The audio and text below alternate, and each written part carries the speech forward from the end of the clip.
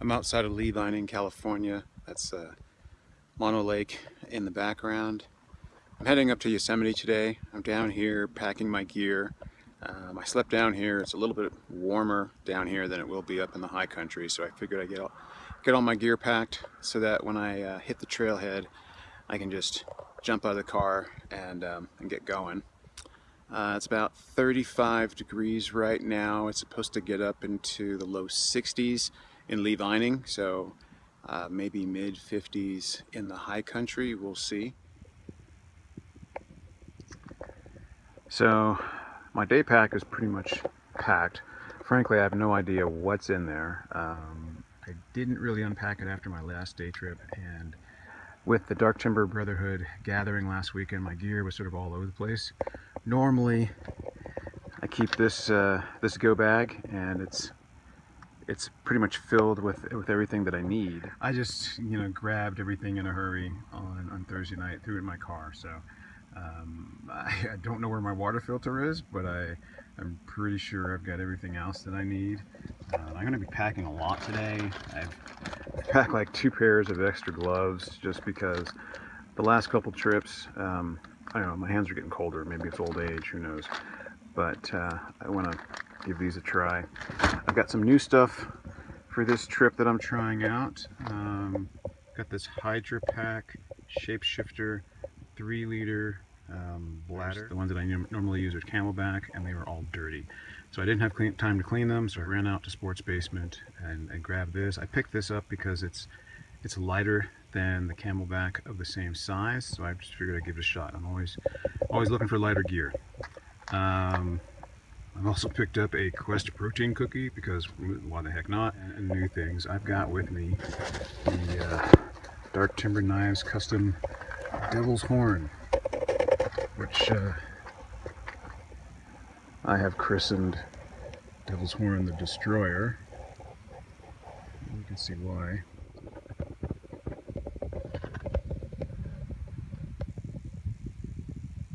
So I'm back.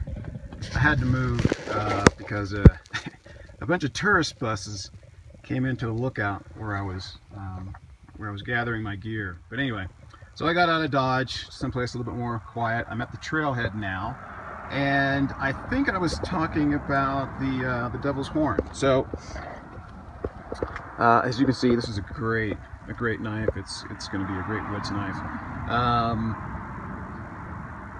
When I was at Blade Show West and I picked it up, my buddy asked me if I was going to backpack with it, and he's like, "Oh boy, you're going to be crazy if you're going to backpack with it."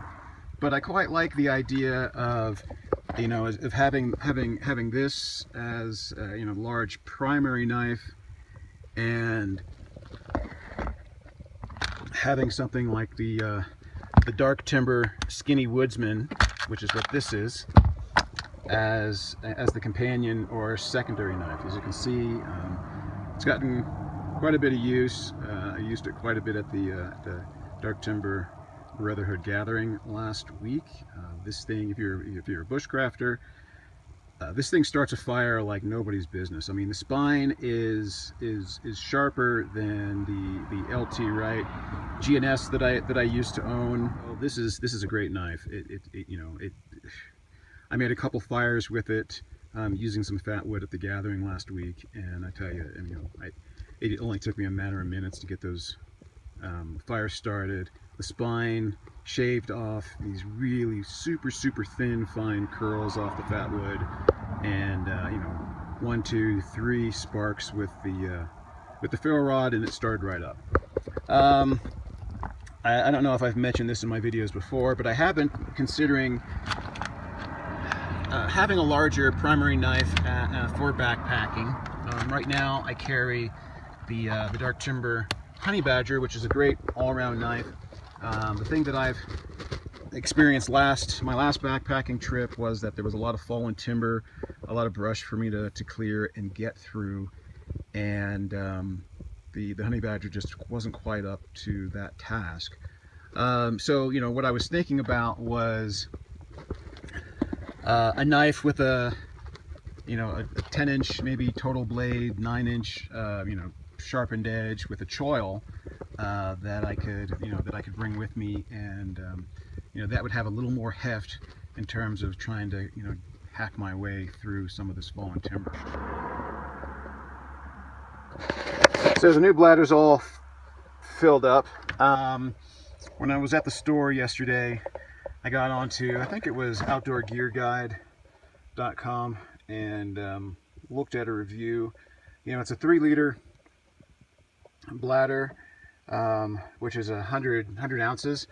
Now, you know, being in the U.S., I'm used to reading things in ounces. My Camelback,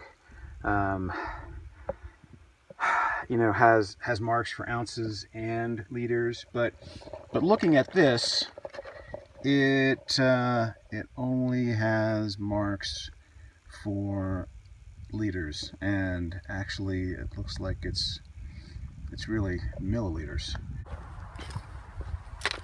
I'm moving really slow today. It's already 9:45.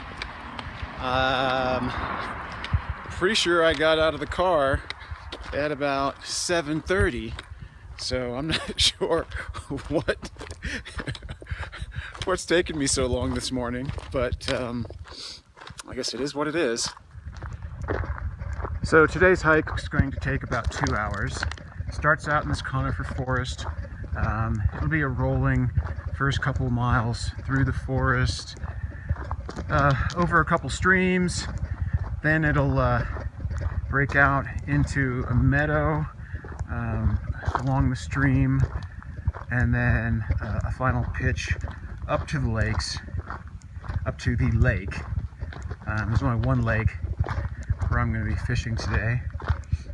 I'm going to be fishing for brown trout and brook trout today. This is one of my favorite Yosemite lakes.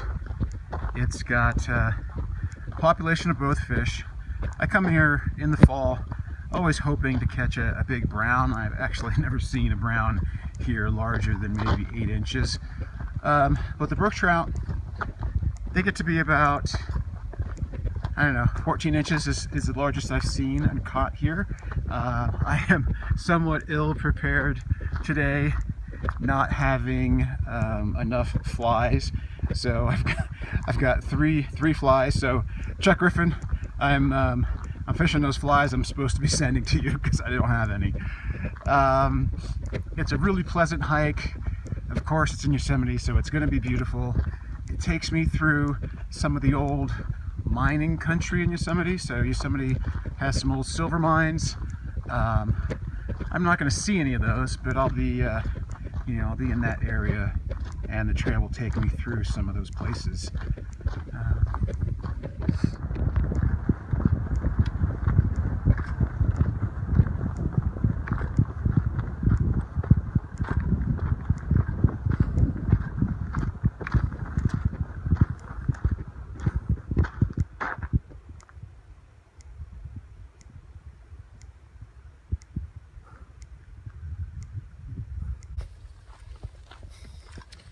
I'm about 30 minutes in, and I just realized I left my lunch bag in the car. I was so careful to put everything in the bear canister, and I don't know how I missed it. It's bright red. I must have, I don't know, maybe I put it in the back seat last night and not in the trunk, and so that's why I didn't see it this morning. So let's hope that a bear doesn't try to make its way into my brand new car.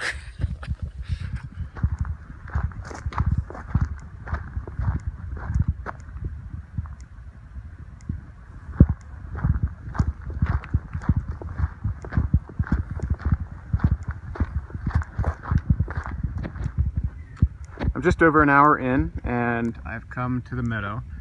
The lake's about another 1.5 miles up the trail,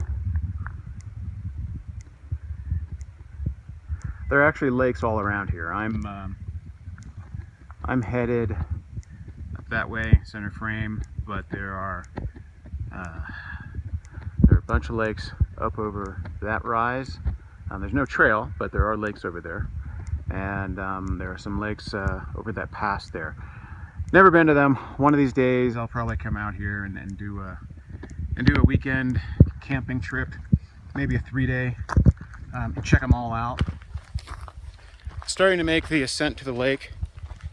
It's still cold, but I've taken off a few layers because I was starting to heat up.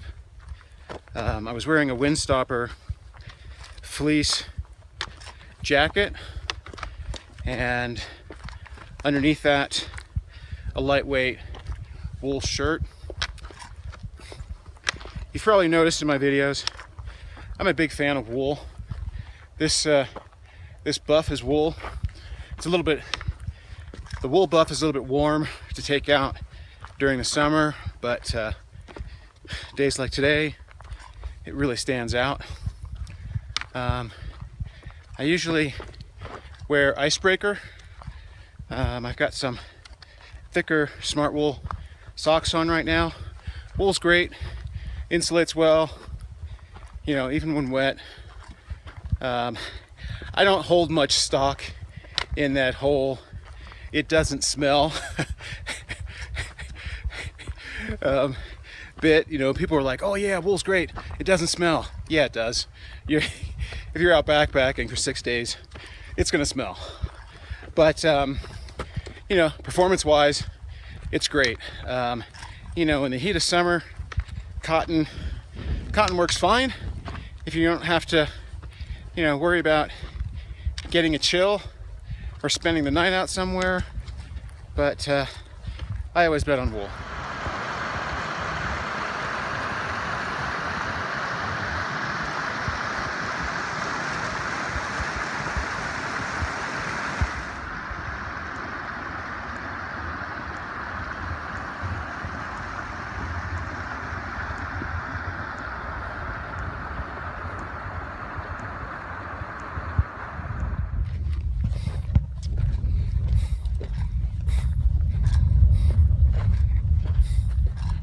Well, I'm here. An hour and 50 minutes. I'm gonna go ahead and cross the stream, head over that little pile of rocks on the far side of the bank there, eat some lunch, string up my rod, and start fishing. Last time I was here, I fished counter or anti-clockwise. This time I'm going to fish clockwise. We'll see if that makes a difference. Last time I was here in the fall, I did catch some decent sized brookies, but again, didn't see any big browns. And maybe there aren't any big browns here. That's a possibility. But I'll never know if I don't keep fishing it. So still a lot of ice on the bank. I did see a bunch of small fish in the creek. The biggest probably would have went 8 inches. Hopefully, fish are somewhat active. Another reason I'm starting on this side instead of the other side is that the other side is where I've seen most of the larger fish. And you know, with it only it's noon, so it's warmed up a bit. But I've seen smaller fish over here, so I figured I'd fish the smaller fish side when it was still somewhat cool, and maybe the fish aren't as active. And I'm hoping that by the afternoon, you know, the larger fish, which I've mostly caught on the other side, will be actively taking flies. Who knows? It's a theory, or actually, it's a hypothesis. So we'll see if it bears out. So I'm at my lunch spot, and you can get a better view of the lake here. There's an inlet right over here. Down in here, there are weed beds. The bank on the opposite side, it pretty much drops off, and the fish actually like to hang out underneath that bank. And then, if I remember correctly, right down in here, there's a channel, probably the old street bed.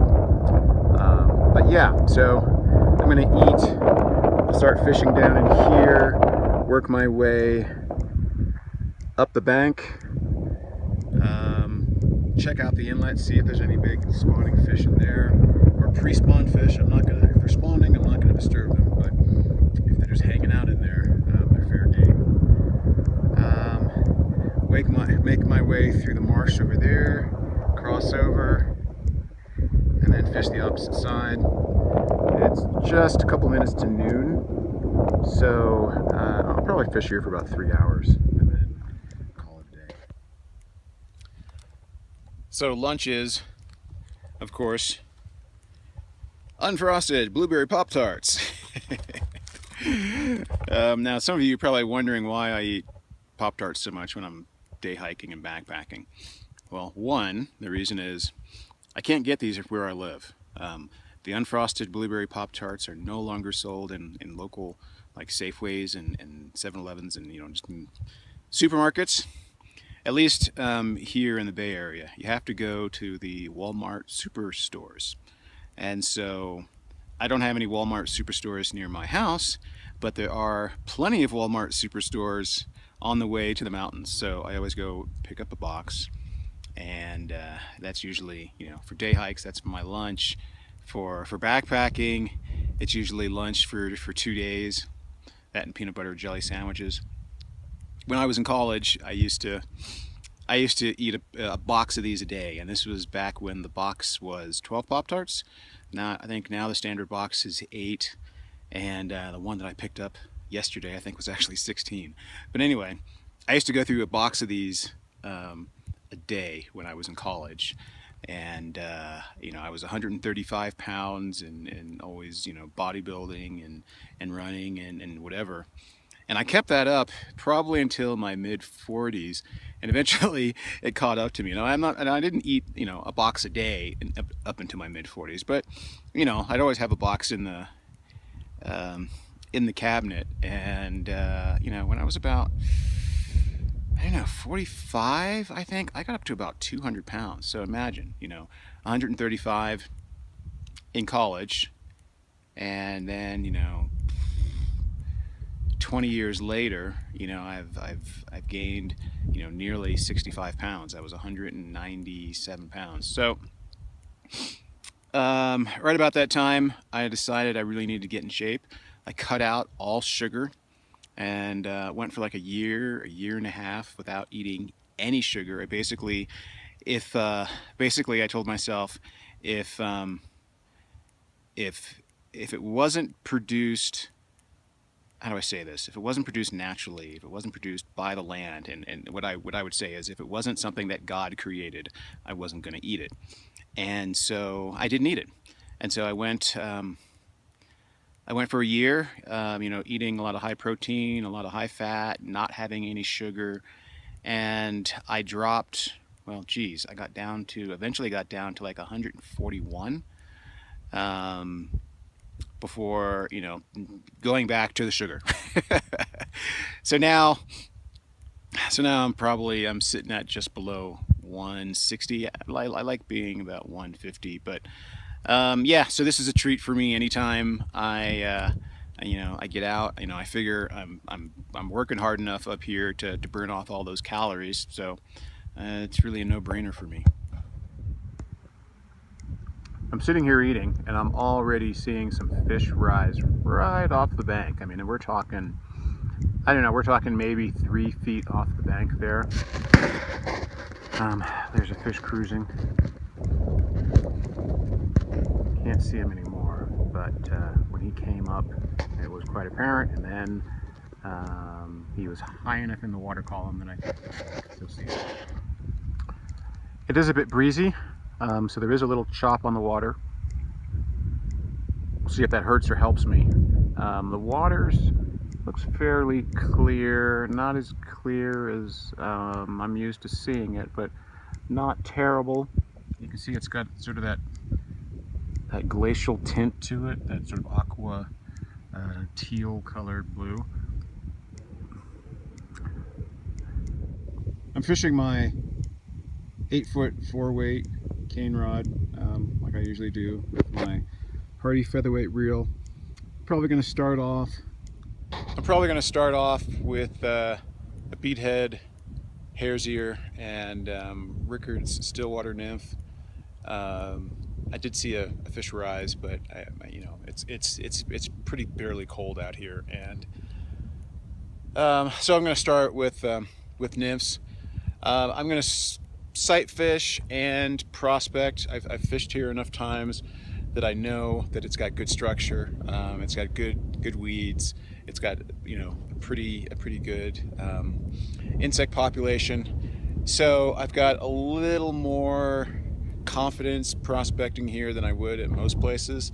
But again, it's going to be one of those things where I'll throw out a half dozen casts, and then if I don't see a fish or don't get any interest, full line in, take a couple steps down the bank and do it again. So we'll see how that goes. There's a fish right near that really light sandy area. He's coming around to me too. Yeah, he's like doing little circles in there. So I'm kneeling on the bank. Ironically, it's cold, but the bank is really warm, which is nice. I'm trying to determine whether the two fish that are swimming around in there are spawning, if that's a spawning red, or if they're just hanging out. So I made the determination that they weren't spawning. There were actually a handful of fish in there. I'm going to try to film him without touching him. It's really cold, so I don't want to get my hands wet. So it's about 1:15, and I've noticed a bunch of fish have started rising. So I'm going to put on a dry fly, a big black ant, and see if I can catch anything on it. I've got my black ant out there. I'm not going to be able to set the hook when I'm holding the camera, but oh, there's a rise just above it.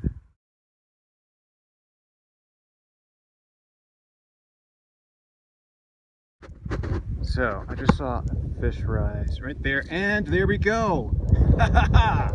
Oh, that's cool. Hot dog. So that was cool. Looks like I've hooked in to my first brown trout of the trip. So the wind has come down a little bit, and I can clearly see fish in here. So right now they all seem to be about the same size, which is not unusual for brook trout, but I'm looking for bigger fish. That one right there might not be so bad. It's just an amazing day today.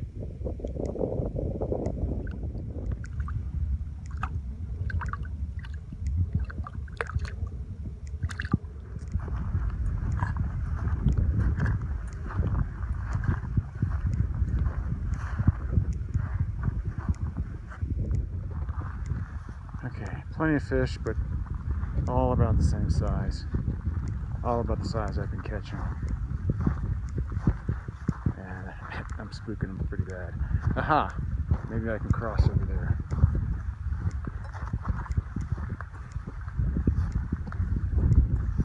If I had more time, it'd be fun to fish this. But it's about 2 o'clock now, and I only plan on being here. Oh, great, now my feet are wet. I only plan on being here until about 3 or 3:30.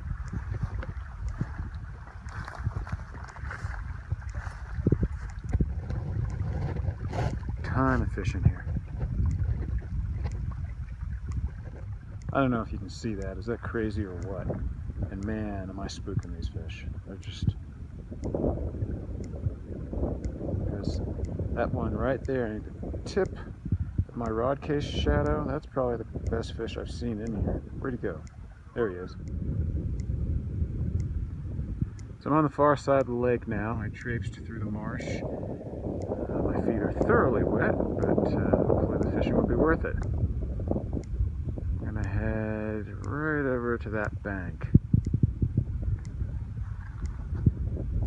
And hopefully I'll see some bigger fish. I mean, you can see, well, maybe you can't see from this angle, but when I get up there, you'll see that the bank drops off a little bit. It's a little bit steeper there, a little bit deeper. It's always had bigger fish. So I'm into my first fish on the bank.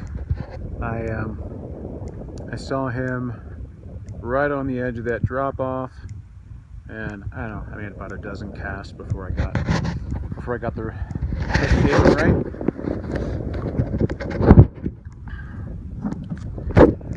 And yeah, he's a bit bigger than what I've been catching on the other side.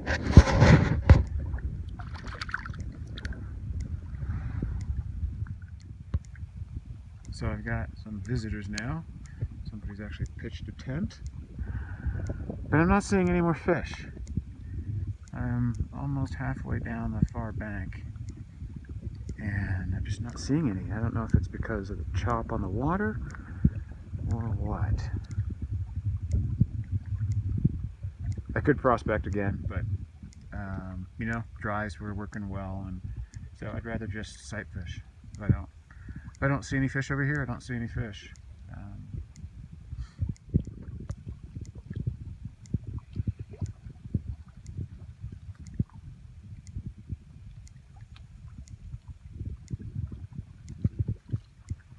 Colors on this guy are amazing.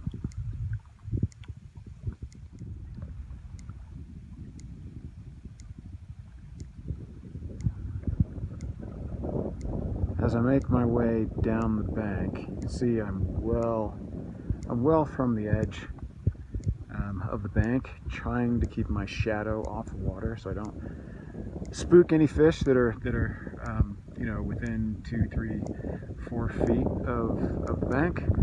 Unfortunately, the water's so choppy that even if there are fish out there, I can't see them. It's really difficult.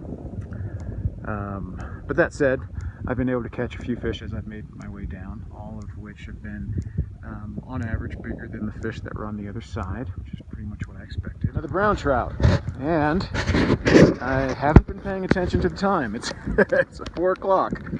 I should have left an hour ago, but it's nice to catch this little brownie. Wow, it's 4 o'clock. This day has gone by crazy fast. I had no idea it was that late. I wanted to leave at 3. I should still get back to the car with enough light left. But geez, just from you know, getting ready this morning, getting breakfast, and getting up to the trailhead and everything else, it just seems like the day is just flying. Anyway, I made a miscalculation on the sun. I thought the sun was going to be a little bit, I thought it was going to track a little bit higher in the sky than it actually did. It was throwing my shadow on the water a bit more than I would have liked. But still, this has been a great day of fishing. I kind of want to come over here and check the bank. Yeah, there's fish over here. Yeah, look at those go. Yeah, lots of fish over here as well. Well, I guess I should have fished faster. Just absolutely amazing up here.